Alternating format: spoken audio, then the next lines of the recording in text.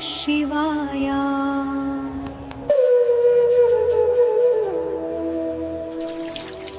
हर हर महादेव। जय भोलेनाथ। भगवान शिव की कृपा आप सब पर सदैव बनी रहे। प्रिय भक्तों, क्या आपने कभी सोचा है, हर सुबह जब हम तुलसी को जल देते हैं तो उस जल के साथ कौन सी शक्ति धरती में उतरती है? क्यों कहा गया है कि तुलसी को जल देते समय बोले गए सिर्फ 3 शब्द हमारे घर में लक्ष्मी का वास करा देते हैं और जीवन के हर दुख, हर दरिद्रता को मिटा देते हैं? वह 3 शब्द कौन से हैं? किसने बताए और क्यों इस रहस्य को सैकड़ों वर्षों तक गुप्त रखा गया? आज की इस पवित्र कथा में हम सुनेंगे वही दिव्य रहस्य जो स्वयं भगवान शिव ने देवी पार्वती को बताया था। कैलाश पर्वत पर उस दिन का दृश्य विलक्षण था। चारों ओर गंगा की कलकल ध्वनि गूंज रही थी और नंदी भगवान शिव के चरणों में ध्यानस्थ खड़े थे। देवी पार्वती, जिनके मुख पर सदैव एक गंभीर शांति रहती थी, उस दिन कुछ विचलित सी लग रही थी। उनके मन में एक प्रश्न बार बार उठ रहा था, पर वे उसे शब्द नहीं दे पा रही थी। शिवजी ने अपने नेत्र खोलकर उनकी ओर देखा और मुस्कुराकर बोले, देवी, क्या बात है? आज तुम्हारा मन किसी रहस्य को जानने को उत्सुक लगता है। पार्वती बोली, प्रभु, मैं प्रतिदिन देखती हूं कि आप और मैं मिलकर नित्य तुलसी के पौधे को प्रणाम करते हैं। आप स्वयं उसे जल अर्पित करते हैं, परंतु मैंने ध्यान दिया कि हर बार जब आप जल चढ़ाते हैं तो आपके मुख से कोई मधुर शब्द निकलते हैं, जैसे कोई छोटा सा मंत्र। मुझे यह समझ नहीं आता कि वह कौन सा मंत्र है जिसे आप इतनी श्रद्धा से बोलते हैं।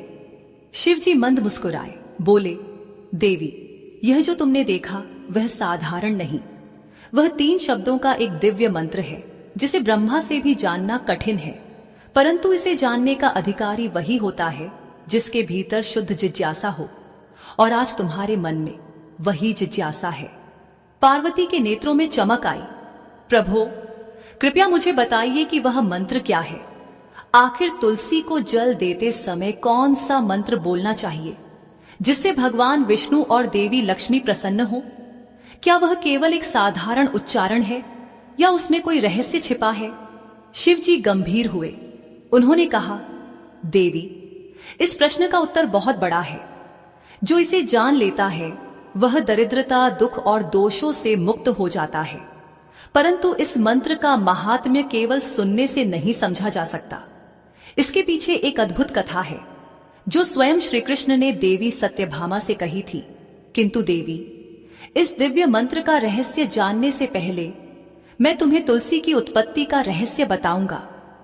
तुलसी की उत्पत्ति का रहस्य सुनने से ही मनुष्य को अश्वमेध यज्ञ का फल प्राप्त होता है। अब ध्यान पूर्वक सुनो। यह कथा उस समय की है जब असुरों और देवताओं के बीच निरंतर युद्ध चल रहा था। भगवान शिव बोले, बहुत काल पहले दैत्यराज जलंधर नाम का एक असुर हुआ। वह समुद्र से उत्पन्न हुआ था और उसमें अपार शक्ति थी। उसके तेज से त्रिलोक कांपता था, परंतु उससे भी अधिक पवित्र थी उसकी पत्नी वृंदा। वृंदा एक अद्वितीय पतिव्रता नारी थी। उसकी तपस्या, उसका संयम और अपने पति के प्रति उसका अटूट विश्वास इतना प्रबल था कि उसके कारण स्वयं देवताओं को भी युद्ध में विजय नहीं मिलती थी। जब देवताओं और जलंधर के बीच युद्ध हुआ तब देवता अनेक बार पराजित हुए।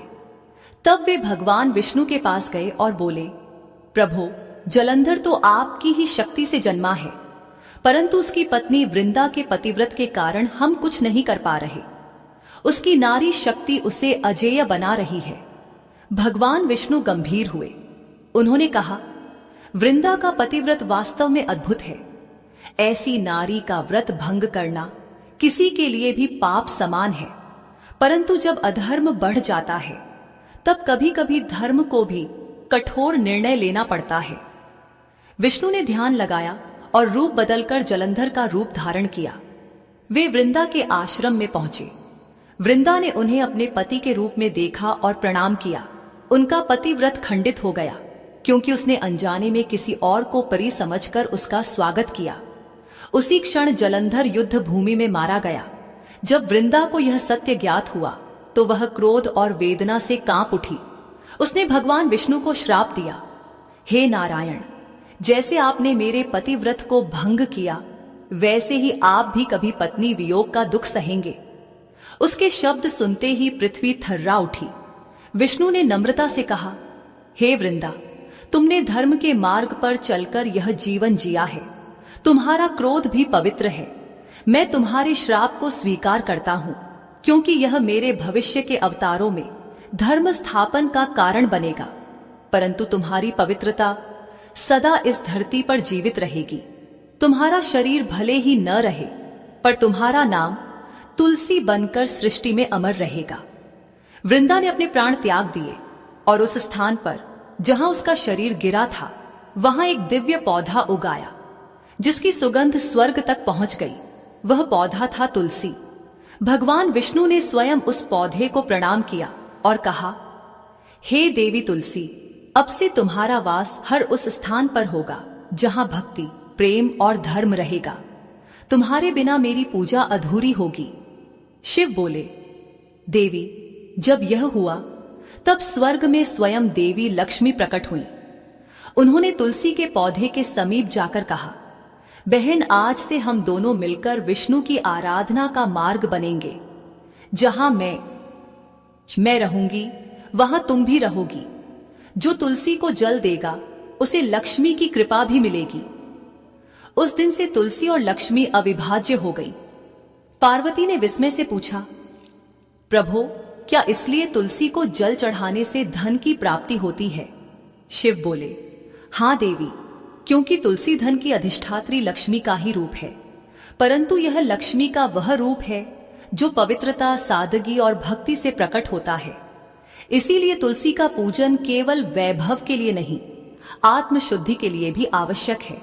पार्वती ने आगे पूछा, पर प्रभो, यह तो भगवान विष्णु से जुड़ी कथा है, फिर आप स्वयं प्रतिदिन तुलसी को जल क्यों देते हैं? शिव मुस्कुराए, देवी, यह प्रश्न भी उतना ही गूढ़ है। तुलसी भले ही विष्णु की प्रिय है, पर वह मुझे भी उतनी ही प्रिय है, क्योंकि तुलसी वह माध्यम है जो मनुष्य के हृदय को शुद्ध करती है, और शुद्ध हृदय ही शिव को प्राप्त करता है। जब कोई तुलसी को जल देता है तो वह केवल जल नहीं चढ़ाता, वह अपने मन के मल को धोता है। इसलिए मैं भी नित्य तुलसी को जल देकर मानवता को यही संदेश देता हूं कि पवित्रता ही परम भक्ति है। पार्वती ने कहा, प्रभु, तो क्या यह सत्य है कि तुलसी के पत्ते शिवलिंग पर नहीं चढ़ाए जाते? शिव बोले, हां देवी, क्योंकि तुलसी वृंदा का रूप है और वृंदा का पतिव्रत भगवान विष्णु से जुड़ा है। अतः उसका अर्पण केवल विष्णु को ही उचित है। परंतु इसका अर्थ यह नहीं कि तुलसी शिव को अप्रिय है। तुलसी का पूजन और उसके समक्ष दीप जलाना मेरे लिए भी अत्यंत प्रिय है, क्योंकि वह पवित्रता का प्रतीक है। पार्वती ने हाथ जोड़कर कहा, प्रभो, तुलसी की उत्पत्ति का रहस्य तो आपने सुना दिया, अब कृपा करके 3 शब्दों वाले उस मंत्र का रहस्य भी बताइए। तुलसी को जल देते समय क्या मंत्र बोलना चाहिए? कृपा करके वह कथा मुझे सुनाइए। शिवजी ने शांत दृष्टि से देवी की ओर देखा, मुस्कुराए और बोले, देवी, तुम्हारा यह प्रश्न साधारण नहीं है। इस प्रश्न का उत्तर देने से पहले तुम्हें एक कथा सुननी होगी, क्योंकि बिना उस कथा को सुने इस मंत्र का अर्थ अधूरा रहेगा। यह कथा भगवान श्री कृष्ण और देवी सत्यभामा से जुड़ी है। उन्होंने भी वही प्रश्न पूछा था जो आज तुम मुझसे पूछ रही हो। तुलसी को जल देते समय क्या बोलना चाहिए? अब ध्यान से सुनो। यह कथा सुनने मात्र से ही पाप मिट जाते हैं और मनुष्य को 100 वर्ष तक तुलसी पूजन का पुण्य मिलता है। द्वारका नगरी उस दिन बड़ी शोभायमान थी। समुद्र की लहरें मोतियों सी चमक रही थीं, महलों की दीवारें स्वर्ण सी दमक रही थीं। देवी सत्यभामा अपने महल की बालकनी से नीचे देख रही थीं, जहां देवी रुक्मिणी तुलसी को जल चढ़ा रही थीं। हाथ में रजत कलश, होंठों पर मुस्कान और मुख से कोई मधुर मंत्र प्रवाहित हो रहा था। सत्यभामा के मन में जिज्ञासा उठी, रोज तुलसी को इतना महत्व क्यों दिया जाता है?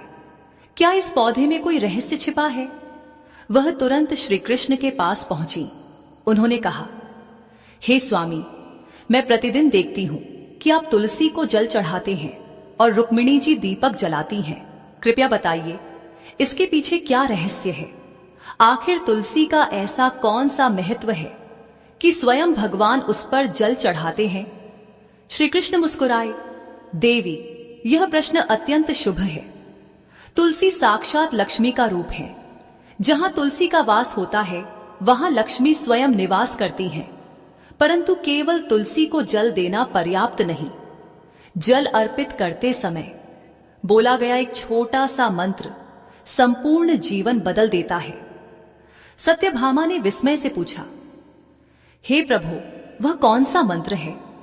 श्री कृष्ण बोले, उससे पहले उसका महात्म्य सुनो। जब तक उसके पीछे की कथा न समझो तब तक उस मंत्र की शक्ति प्रकट नहीं होती। श्री कृष्ण ने कहा, दक्षिण में एक नगर था जहां एक ब्राह्मण रहता था। नाम था रामदास। जन्म से ब्राह्मण पर कर्म से पापी।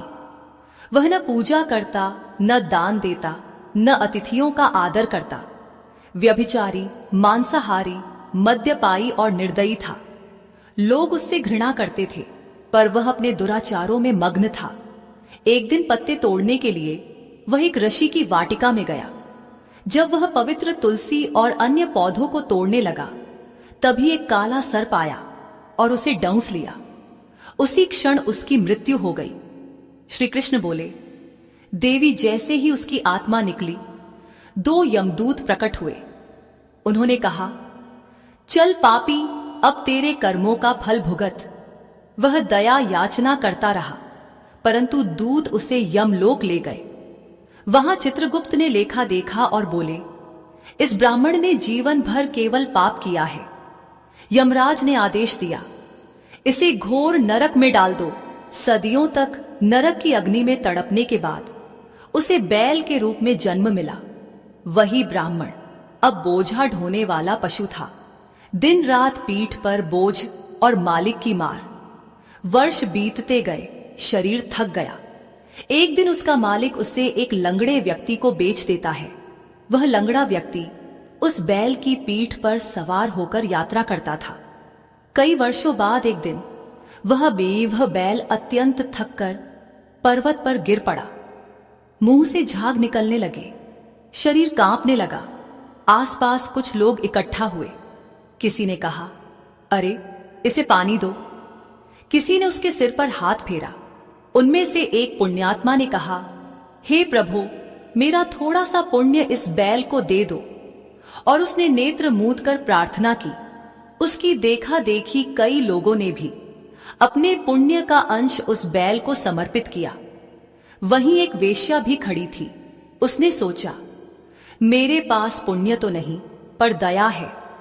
और उसने भी अपने अंतःकरण की पवित्रता से कहा, हे प्रभु, मेरा जो भी थोड़ा पुण्य हो, यह बैल उसे प्राप्त करे। कुछ ही क्षणों बाद बैल ने प्राण त्याग दिए। यमदूत फिर आए, पर जब चित्रगुप्त ने लेखा देखा तो आश्चर्य हुआ। उस वेश्या के पुण्य से उस आत्मा के सभी पाप नष्ट हो गए थे। यमराज ने कहा, हे ब्राह्मण, उस वेश्या ने तुझ पर महान उपकार किया है। उसके पुण्य से तू मुक्त हुआ है। अब जा, पुनः मनुष्य जन्म ले। इस बार वह ब्राह्मण एक श्रेष्ठ कुल में जन्मा। बचपन से ही उसमें वैराग्य और करुणा थी। जब वह बड़ा हुआ तो उसे अपने पूर्व जन्म की सारी बातें याद आने लगी। नरक की यातनाएं, बैल का जीवन और वह वृद्ध वेश्या जिसने उसे पुण्य दिया था। वह सोचने लगा, कौन सा पुण्य इतना महान था कि उसके स्पर्श से मेरे जन्मों के पाप मिट गए। उसने संकल्प लिया कि उस वेश्या को ढूंढेगा। महीनों की यात्रा के बाद वह वेश्या के नगर पहुंचा। अब वह बूढ़ी हो चुकी थी। वह उसके चरणों में झुक गया। माता, मैं वही बैल हूं जिसे तुमने पुण्य दिया था। तुम्हारे कारण मैं मुक्त हुआ। कृपया बताओ, तुमने कौन सा पुण्य मुझे दिया था? वेश्या रो पड़ी। बेटा, मैंने तो कोई महान कर्म नहीं किया। मेरे घर में एक तोता था जो दिन रात एक ही मंत्र बोलता था। वही पुण्य मैंने तुझे दिया था। ब्राह्मण चकित हुआ, कौन सा मंत्र?